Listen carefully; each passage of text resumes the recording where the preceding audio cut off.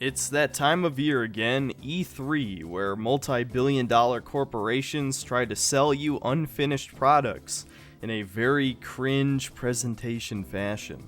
Despite being very blatantly corporate and transparent, a lot of people used to love E3. It had a certain charm to it. There was always the right amount of gamer cringe, and it's led to some very famous moments that I still enjoy to this day. The stages of the game will also be based on famous battles which actually took place in ancient Japan. So here's this giant enemy crab. Hey, gentlemen, save it for the ring. Save it for the ring. This is tomorrow. Hey. I guess you may see it later. We're continuing?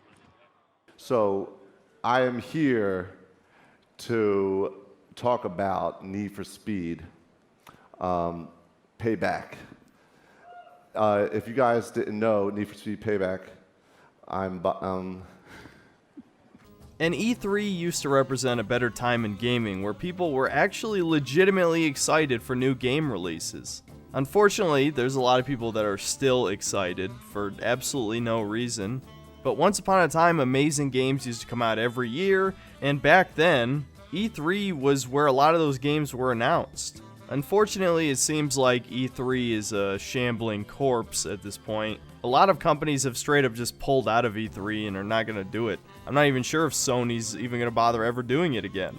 The presentation format has moved basically to the Nintendo Direct style. People like smaller, more frequent presentations, and honestly, I see the appeal. And because we're still recovering from a pandemic, I'll be honest, I'm not even sure what we're going to see this year, as I'm recording this before I've seen every presentation. So you can think of this as a sort of reaction video with small little addendums on certain sections. And yes, that's me in the corner there. The unceremonious face reveal, I guess. My webcam is shit and I look like I live in a dungeon, but, you know, that's me. So without wasting any more of your time, let's go through each conference one by one and just sum up what will likely be yet another mediocre waste of time that I could have just spent 15 minutes watching the cool trailers instead of 5 hours of conferences. So Ubisoft was up first, and it's exactly as bad as you would expect. I don't dance, I work.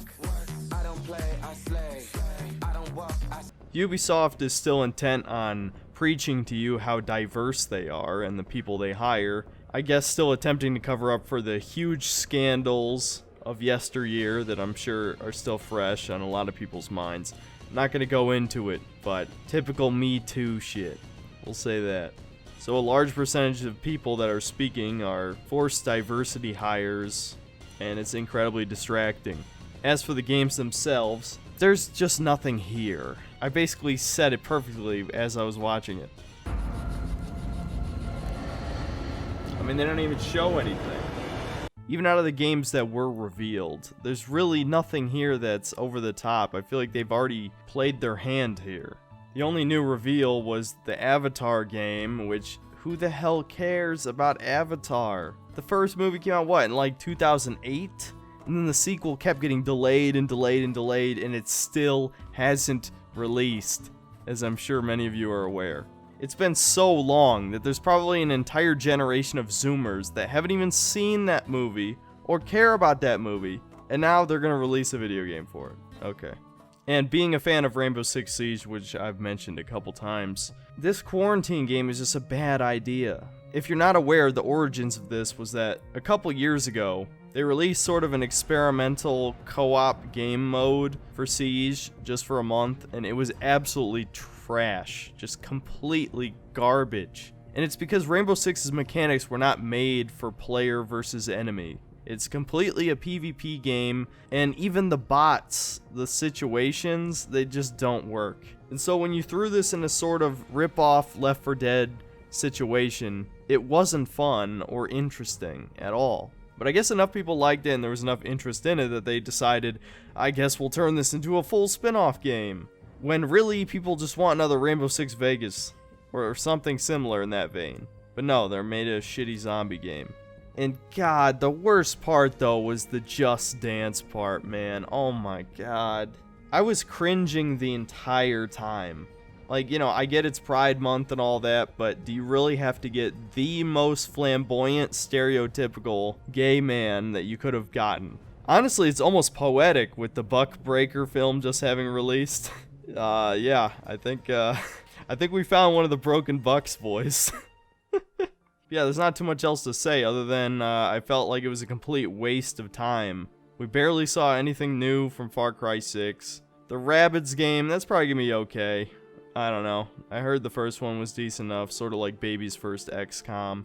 And so I'm sure the people who like that probably gonna like the sequel. But it really felt like Ubisoft didn't have enough for a real conference. Half of their conference was just talking about their live service games and DLC. Why are they wasting our fucking time? So yeah, conference gets a D. I guess we're going alphabet ratings. I've just decided. When it comes to memorable villains, no one does it better than Far Cry. Next up was Microsoft's conference, which was actually pretty good. I have some serious issues with it, but their policy in recent years to just show games is very good. But I'm definitely a quality over quantity type of guy, and they showed off 30 games, and I can only remember like 5 or 6. Whatever happened to the days where you show like an extended 10 to 15 minute gameplay showcase for a game, and that was like the highlight of your presentation? Instead, in this, we kind of got a few like 5-minute long showcases, which were the good parts. But then everything else was just like, okay, here's like 20 to 30 seconds of some indie game or some more minor game that you probably don't give a shit about. That's going to get lost in the sea of the other 29 games, you know? Not to mention the Starfield reveal, which was basically just a fuck you to PlayStation, which is kind of funny, but it was completely pointless other than giving us a release date, which of course is next year. I remember some people trying to tell me Starfield might come out this year, and I'm just thinking like, we haven't even seen anything, and you think it's coming out this year? Yeah, I doubt it. And we still haven't seen any gameplay, and it's coming out next year. Come to think of it, none of what Bethesda showed was really worth the time. And it's not even a real Xbox exclusive. I love how they pretend that something's an exclusive just because it's not on PlayStation or the Switch. It's on PC. It's not an exclusive. Every time that they put something on PC along with Xbox, it's just another reason to get a PC instead of an Xbox. But I'm not here to give you the PC Master Race spiel. I'm just saying. The other major highlights of the conference were Stalker 2, which looked pretty damn good. It gives me a reason to play the first game rather soon. The new Battlefield, which looks pretty fun. It seems obvious to me that they've thrown out all realism at this point, which is fine. If it's just over-the-top fun multiplayer, that's really the reason why people play Battlefield. And yeah, if it's fun, awesome. But I can't be the only one who noticed that they're shoving grappling hooks into every shooter now. Isn't that kind of weird? It reminds me when they were putting bows and arrows into every shooter because Far Cry 3 did it. Nevertheless, it was a very cool trailer because it actually reenacted moments from the CGI trailer but in gameplay fashion, which is obviously much cooler. Another highlight is Halo Infinite, though I would say only half of what they showed was actually good.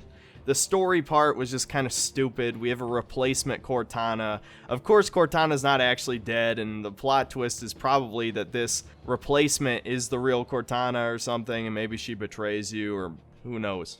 No, the only real good footage that was shown there was the multiplayer stuff, and even then, even though they're clearly trying to appeal to classic fans, inserting the grappling hook in there you go, another game that put a grappling hook in for some reason, is definitely going to upset that classic core gameplay design of Halo. And forgive me if I don't have any faith in 343 to balance the maps around a grappling hook, but that's just classic cynical me. That being said, at least it looked cool, even though it was very much vertical slice type of shit. And I did later watch the multiplayer overview mini stream thing, and it literally was just 343 developers doing their usual hype pitch type of bullshit. So that was a waste of time. There's also Back 4 Blood, which, you know, I'm sure if you're a fan of Left 4 Dead, that's kind of exciting. Granted, we don't really know if Turtle Rock Studios has any talent left at it. Remember, they made Evolve? Yeah, don't forget that giant turd. But I don't know, maybe. Maybe it'll be great. I honestly have no idea. I'll give it a chance. Psychonauts 2 looked pretty good, but again, this is Double Fine we're talking about. They can't be trusted.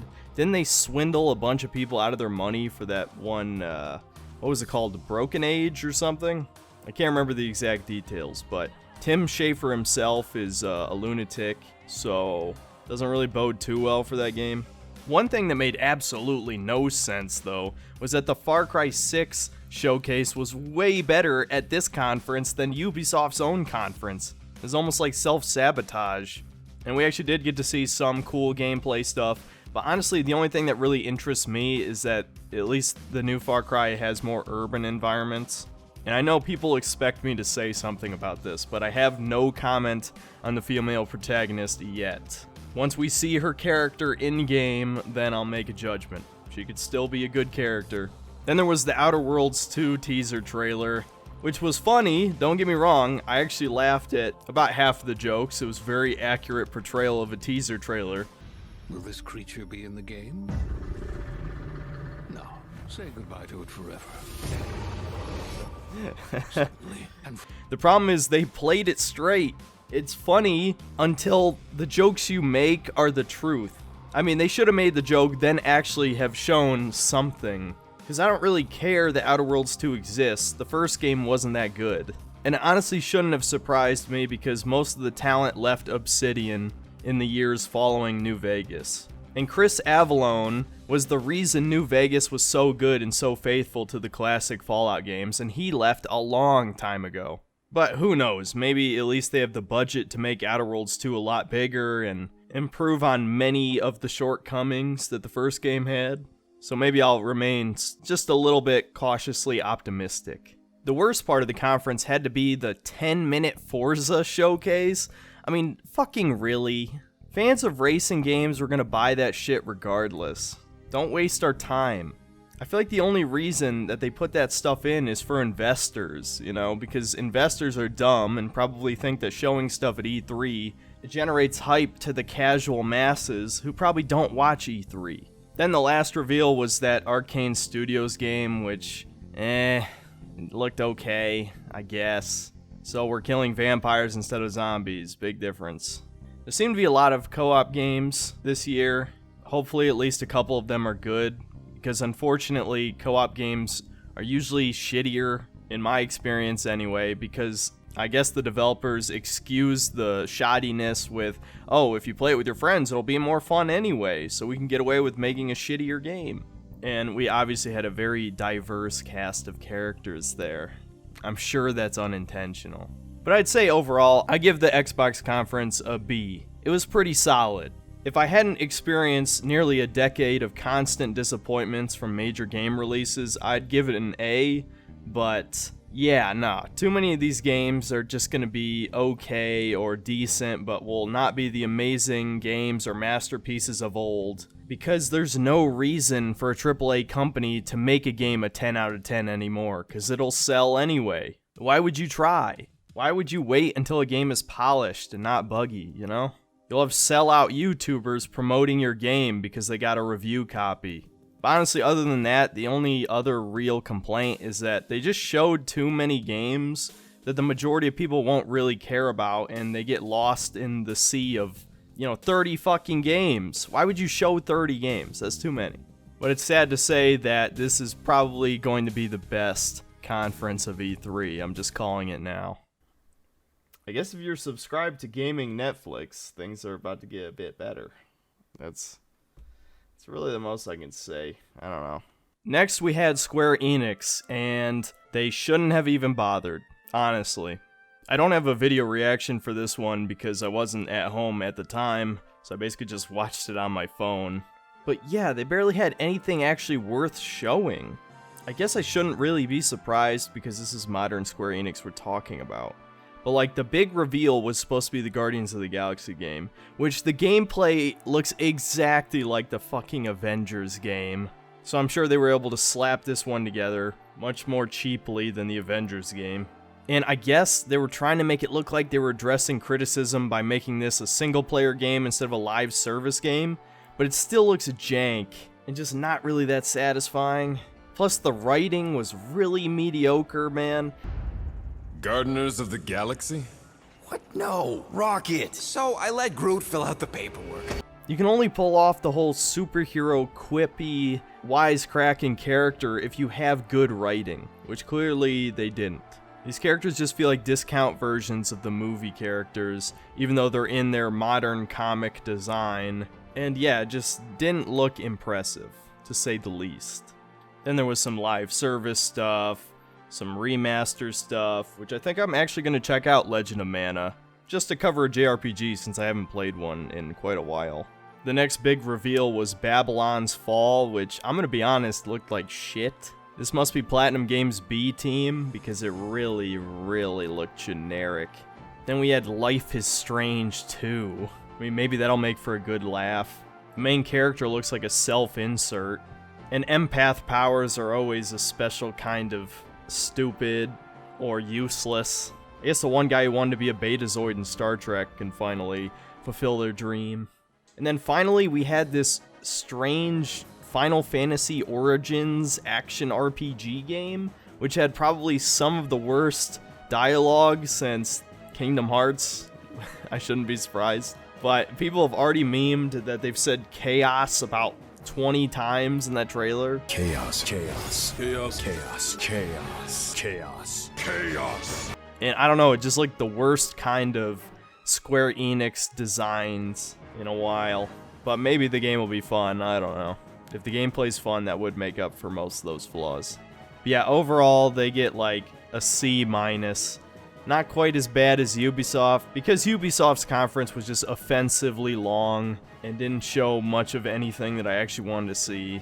So I guess this is slightly better than that. Then we had Capcom's conference, which was somehow even more of a waste of time than Square Enix's. Seriously, they had nothing that the majority of Capcom fans care about.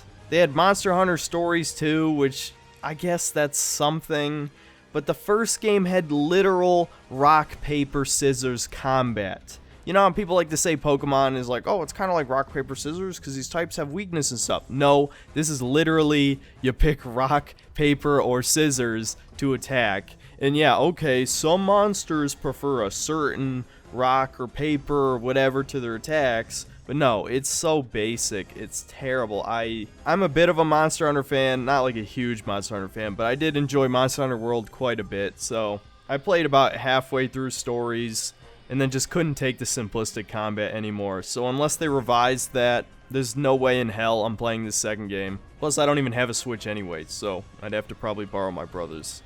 Then a lot of the shit was just sort of like live service crap. Like, their announcement for Resident Evil Village was that, oh, due to popular demand, we're gonna make DLC. Wow, okay. They had nothing to actually show. They showed some Monster Hunter Rise stuff, which really I just want to know if it comes to PC and when, and that's it. Then they showed off the new Ace Attorney game, which I guess that's good if you like Ace Attorney, I don't care. And then as the last thing, they just showed some esports crap. Yeah, that's it. Like Street Fighter esports commentator crap. I mean, man, come on. Really? You get an F. Well, that was a whole lot of fucking nothing. Why do they even have a presentation this year? No Dragon's Dogma 2? Which is really, I mean, that's a pipe dream. But I want Dragon's Dogma 2, please God. Come on. Just do it. Just fucking do it, Capcom. And then last but not least, we had Nintendo's conference as the last major one. And to be honest, I'm pretty conflicted about it. They certainly had a few interesting things to show, but once again, much like Microsoft's conference, a lot of it just felt like filler, with the only real highlight being Metroid Dread. And as a pretty big Metroid fan, yeah, I'm excited about it. I mean, this is the first real 2D Metroid since Metroid Fusion. As they say in the conference, 19 years ago is when Fusion came out. And I really like the concept of having a nemesis-like enemy. Again, also a huge Resident Evil fan, but I'm sure you know that. That being said, their explanation for said machine doesn't make any sense, but maybe they'll explain it in the game.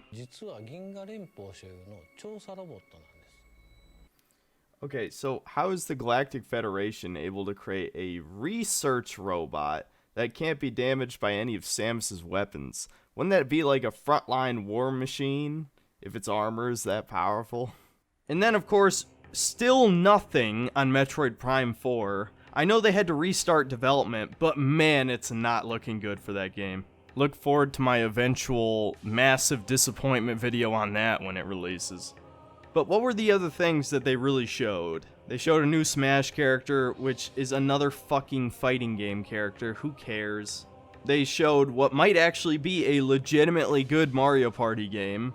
But again, they had to borrow from old games to make it happen. But still, I mean, they know people were pretty unhappy with Super Mario Party. So they might as well just go back to basics and take some boards and minigames from the best of the series. Which they already sort of did that on DS, but I heard that was a very bare bones game. So hopefully this is like a full-fledged Mario Party game that just takes from the best of the series. Which, that's what it looked like. Of course, there was the teaser for Breath of the Wild 2, but that's all it was, a teaser. 2 years of development, and it was basically only 30 seconds of vertical slice gameplay cuts and shit. So, probably at next year's E3, I imagine, will be the real gameplay showcase. So, not really a whole lot here other than, it's coming. And there was Shin Megami Tensei 5, which, you know, I never really played any of those games. I played the Persona games, but none of the mainline series of Shin Megami Tensei. So, I don't know, maybe I'll check it out at some point. But yeah, I mean, that was it, pretty much. I mean, you had, like, the Super Monkey Ball shit, which, yeah, maybe I'll check that out. I played the original on GameCube back in the day, but none of the other ones. There's Mario Golf, which I don't care about. That Game & Watch Zelda thing. And yeah, I mean, I don't remember anything else, and I doubt there's anything else worth mentioning there, so, B-, C+, I don't know, somewhere around there. It was watchable. I was somewhat entertained. Only thing I'm hyped for is Metroid Dread, though. But that's something, which is more than every other conference except Microsoft's. But still, it just felt like nobody had anything to show this year. All it takes is a year of government-mandated quarantine to shut down the game industry for like the next 2 to 3 years. It just shows you that nothing is ever prepared for the long term. Everything is churned out exactly on schedule. Who gives a fuck if it's full of bugs or it's barely playable, whatever, just shove it out and move on to the next thing. And then all of a sudden, everything gets derailed for a year, and of course the gamers have to suffer. Clearly, working at home is not nearly as efficient as they would have you believe. Technically, there were a few other minor conferences, but really nothing watchable at all. I didn't even bother with the Gearbox one. The Take-Two one was a fucking joke. It was basically a Zoom call about diversity and inclusion, which means GTA 6 is gonna be a giant steaming pile of shit. I'm calling it now. Bandai Namco revealed one fucking game. Wow, that was worth our time. I can't believe it was considered a slotted presentation at E3. And yeah, that was the whole thing, basically. Like I thought at the beginning, I could have just watched a bunch of trailers on YouTube this week and gotten the same experience in a fraction of the time. And strangely enough, the Nintendo Clubhouse has become one of the most entertaining parts of E3 now, because you just get to see gameplay, you know, which is a lot better than these trailers. And so I enjoyed quite a bit watching the Metroid Dread section right after the Nintendo presentation. But yeah, this E3 just felt like it was really going through the motions. It didn't have anything entertaining about it, even ironically.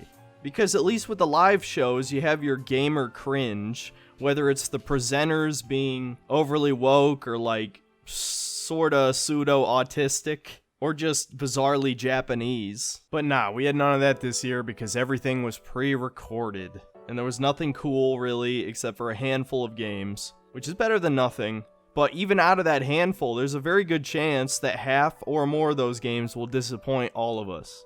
Is it the worst E3 of all time? I can't say for sure, because I can't even remember most of the last several E3s.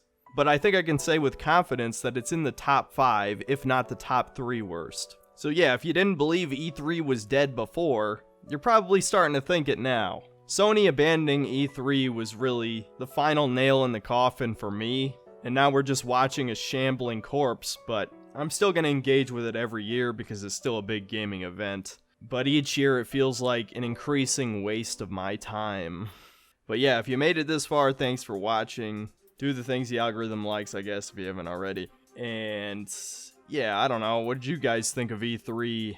I can't imagine your thoughts were much different than my own, but maybe there are some optimists in the audience. Not entirely sure what next week's video is going to be. Still figuring that out, but I'm sure there'll be something. And then the week after that, I think I'll cover the Legend of Mana remake. Not sure if anyone really cares about that, but I'm curious myself. And yeah, I think that's about it. I'll see you guys next time.